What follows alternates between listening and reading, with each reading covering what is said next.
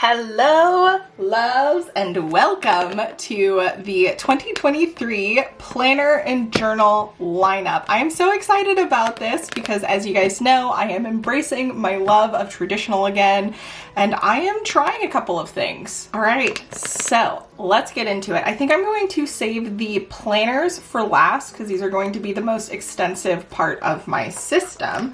So let me put that off to the side and let's go through the journals that I'm going to be using. So the A Line a Day 5-year diary. Got this off of Amazon. I think it's actually pretty gorgeous for a pretty cheapo 5-year diary. I am currently backfilling the beginning of 2022 so that I will have the whole year or most of the whole year, and I will be starting 2023 on the second line right underneath what I currently have. So I'll be continuing with this. Then I just have a Leuchtturm journal that I'm using for general journaling. So this is diary keeping, journaling, that kind of stuff. Then I'm going to be using the Sage, the Magic of I calendar, which isn't here. So this is the 2021. I gutted it. The actual planner is an A5 bound planner like this one, but I will be using this for witchy self-care journaling. So tarot spreads, manifestation, scripting, gratitude, all of that. So I'll be doing that in the morning. And then this is technically a planner, but it's very specifically for tabletop role-playing games like Dungeons and Dragons. I am going to be game mastering for my family again for a game. So I have basically the campaign notes in here. It's called Call of Storms. It's a home brew, and I'll have the information that they have gone through in addition to the actual campaign. And in this case, I do have some stuff for the first encounter that they're going to experience, along with some supplemental stuff. So I just have a booklet here from a Epic Encounters 5e miniature set thing that I have. I really like this system for this kind of stuff because it's really versatile for including additional stuff inside. So this is my campaign journal. And then going into the actual planners, I do have 2 honorable mentions. I have my traveler's notebook that just has this Kanzo Sashi Tomoe River booklet. I call it my catch-all, and this is just for ugly notes. So messy, ugly notes. This is something that I use when I'm at home, kind of like brain dump it, and then it gets transferred into my journal. I do have note pages at the end of my planner that I can do this with, but when I have access to this, I would prefer to do it here because it's just a dedicated messy journal. And then this is a Leuchtturm case that I'm using to house my iPad mini. I have a regular case here that it just slides in, and then the iPad mini's inside. I will link to this and this cover down below along with everything else, but I know people have asked what I did with this to make this work. It makes it feel very traditional planner-esque, and I love it, but this is for any digital sketching, journaling, note-taking, whatever that I want. This is technically part of my system in addition to my cell phone. Now it is time for the main bread and butter of my system. These are my plotter planners. I have an entire video about these. So this one's plotter and this one's technically the dupe woozy, and I decided to go with these 2. This is my everyday carry catch-all planner, and then this is my project and content planner, and it's got another booklet on the inside which we will go through. So for my everyday, we have just a cover page, the monthly, which I don't know if I'm going to be using this still or not, the monthly focus, the card of the month, my winter goals. Then I have a whole section for different types of next actions because I'm really trying to utilize the getting things done functional planning method. Then I have all of these waiting for sections for things that I have purchased and haven't received yet. And then just a sheet. I thought this fold out sheet was cool, but I haven't figured out how to use it yet. So that's just there. And then I have my weekly, which is the main use of this journal. So I actually do all of the decorating for these in advance. I'm technically doing a separate video for January, so sneak peek if you're interested in that. Yeah, so I do these in advance.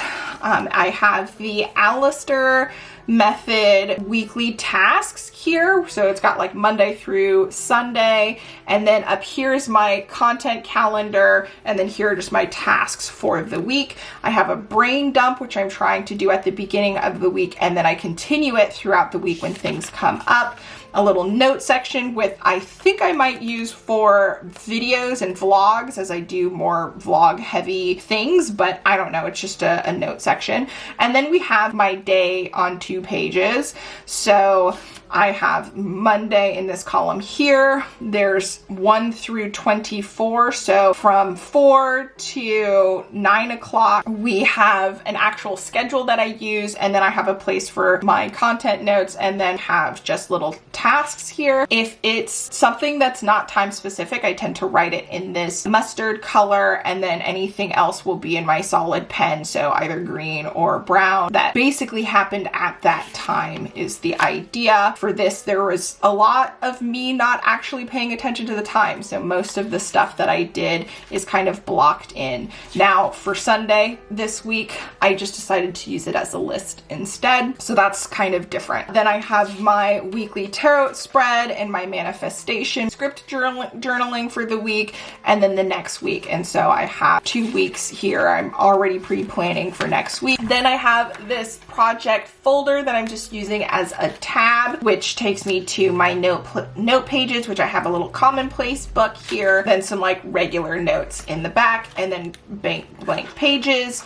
And then I have the rest of the months back here so that once I complete the weeks, I can take this out and put the next one in right away. So this one is my catch-all, probably have on hand at most times. And then next up, we have the content and project planner. Now, I wish that I could have the calendar. So this is just an empty folder so that I have something nice to write on, a little cover page, and then a calendar.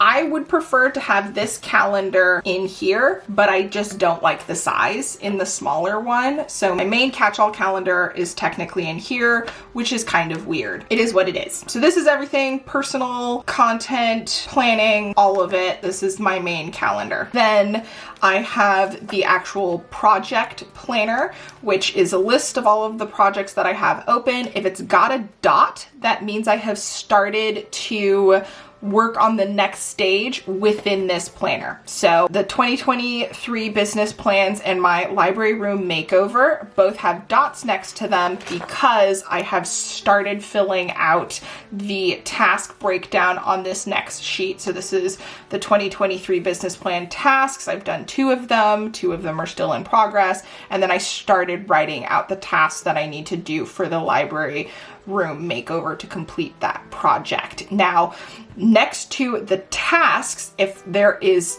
additional information about it, like another page in here that goes deeper into that, I put another dot here. So for the business plan, there is a dot next to all of them because in the next section here, I have the pages broken out. And to make it easy for me to figure out which is which, I have the associated task written on the bottom of the page. So this is the map out the goal for the year, which I haven't completed, figure out my focus, which I did on this A4 fold out sheet. And then this one is figure out the tangible goals for each one, which as you can see, I haven't completed yet. And then brainstorming, I had this 5-year plan brainstorm, which I did complete that portion. Then this just continues for other projects that I have, most of them being a single page each, but they do exist. Then I have a note section for ideas, and then notes for areas in my life. So these are notes for YouTube, ideas for videos, video breakdowns of different types of videos, etc., etc., and then a whole bunch of blank pages. Then we have this other folder here, which has my library cards and then some just reading sheets. So I have my page tracker and my round tracker for the TBR game that I created, along with the Buzzwordathon 2023 reading challenge plans. I also have the active page tracker on the back here. So this is the one that I'm currently using. And then I have a place to put my 2023 reading journal cover page. And I have started filling out some reading journal sheets, but as you can see, I haven't gotten too far into it. I still need to finish this out, but this is how I'm planning on using this back section is going to be my reading journal. Then switching over to the content calendar. This is a Midori MD notebook for 2023. It has the 2023 and 2024 year at a glance, and then it jumps right into the calendar, and you can see this month's spread. So I have the stuff that's already done and set up, things that are pretty set in stone, and then a list of content ideas. I'm loving this layout because of this list, because I feel more confident putting this in here in pen and not having to use everything. So for instance, this one, I'm actually not going to do this month. I'm going to do it next month. So I just put an arrow to let me know. I do have dots similar to what I was doing in the main content planner. So if there is a dot here, that means I would like to add it to this grid paper section in the back, because this planner has calendars back to back here in the front, and then it has a bunch of grid paper in the back. And so dot means that I would like to expand upon the notes for that piece of content, and then the number underneath it means that I've already started doing that and what page number it is. So for 23 books in 2023, I started putting the notes for that on page 2. So I went in and numbered all of the grid papers. It does not come numbered. I had to do it myself so that I could use this whole reference system. So this is the 23 books to read in 2023. This is my notes for how I'd like to film that video. This is not a list of the 23 books. That is separate. That's actually in my reading journal. I didn't need to put it in here twice. Now, if I complete a video, I fill in the star and then I put what date it went up. So this is for my plotter unboxing and setup video. When I ended up getting my 2 plotters and the Woozy dupe, I ended up doing a whole video for it, which I'm actually pretty proud of, and I will have linked above. So yeah, I use this fill-in method for everything. I do the same things for these. As you can see, these are things that are planned out but not scheduled. So once the videos are scheduled and ready to go, I fill in the shape, which I will do here as well. And then I have a key. I have star for my public videos or post, hearts for my channel memberships, and diamonds for my Patreon. And then I do want to come up with a shape for my shop stuff. So anything that I do for the shop. So I'm loving this so far, excited to keep up with it. Hopefully this is enough pages. There are 80 pages in the back to use. And for this month so far, I have used 7 pages, although I think I can fit 2 more videos, 1 video here and 1 video here. So I'll be able to do 1, 2, 3, 4, 5, 6, 7, at least 8 videos, possibly 9 or 10, depending on if I use both of these pages for this video or not. All right, and then this goes in here.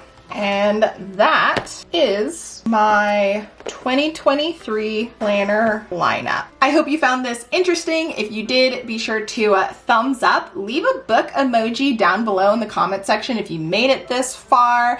And if you would like to see more planner videos, you can check that out here.